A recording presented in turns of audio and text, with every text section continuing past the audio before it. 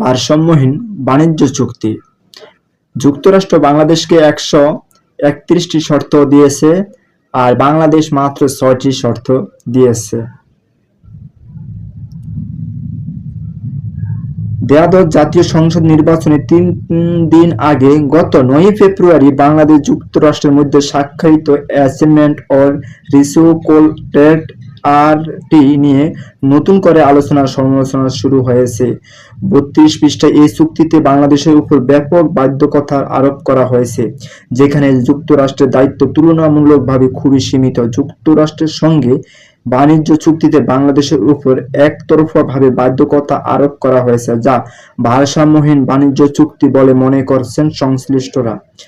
সেই তুলনায় যুক্তরাষ্ট্রকে তেমন কিছু করতে হবে না।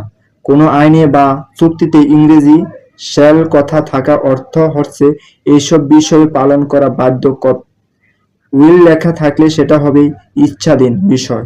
32 পৃষ্ঠায় এই চুক্তিতে শ্যাল কথাটি হচ্ছে মোট 179 বার, উইল 3 বার। এর মধ্যে বাংলাদেশ সাল এসেছে 131 বার, আর ইউএস সাল আছে মাত্র 6 বার। এই চুক্তি নিয়ে দেশের নানা ধরনের আলোচনা হয়েছে। জাতীয় দৈনিক প্রথম আলোর এক প্রতিবেদনে এই তথ্য জানা গেছে। এই প্রতিবেদনে বলা হয়, মূল চুক্তিতে 6টি ধারা রয়েছে। চুক্তির প্রথম ধারার বিষয় শুল্ক ও কোটা। এই বিষয়ে বলা হয়েছে, বাংলাদেশ যুক্তরাষ্ট্রের পণ্যের উপর নির্ধারিত শুল্ক বসাবে, যুক্তরাষ্ট্রের পণ্যের কোটা দেবে না, এবং যুক্তরাষ্ট্র ও বাংলাদেশের পণ্যের উপর নির্ধারিত হারে শুল্ক বসাবে। শুল্ক বাধা ও সংশ্লিষ্ট বিষয় নিয়ে ধারা 11 অনুচ্ছেদে রয়েছে। এর মূল কথা হলো, মার্কিন পণ্য আমদানির ক্ষেত্রে শুল্ক ছাড়াও এমন কোনো নিয়ম, কাগজপত্র, অনুমতি, পরীক্ষা, মান যাচাই বা লাইসেন্স আরোপের মতো কোনো নিয়ম থাকবে না, যা বাণিজ্য বাধাগ্রস্ত করবে। এমন কোনো চুক্তি নাই এখানে। নাহিদ কি ফেরে রান নেওয়ার বাধা দিয়েছিলেন, নিয়ম কি বলে? নাহিদ কি ফেরেবার রান দেওয়ার বাধা দিয়েছে, নিয়ম কি বলে?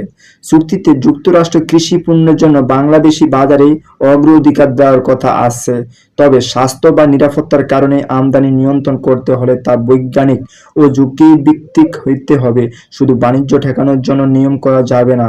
বাংলাদেশের এমন কোনো স্বাস্থ্যবিধি বা মানদণ্ড নেবে না যাকে মার্কিন পণ্য অন্য দেশের তুলনায় প্রতিযোগিতার পিছিয়ে পড়ে।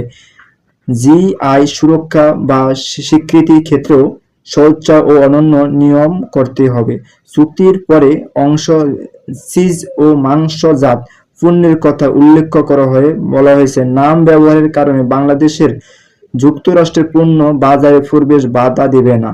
বাংলাদেশ মেধা স্তরের সূত্র সুরক্ষা দেবে, মেধা স্তর লঙ্ঘন ঠেকাইতে দেয়নি।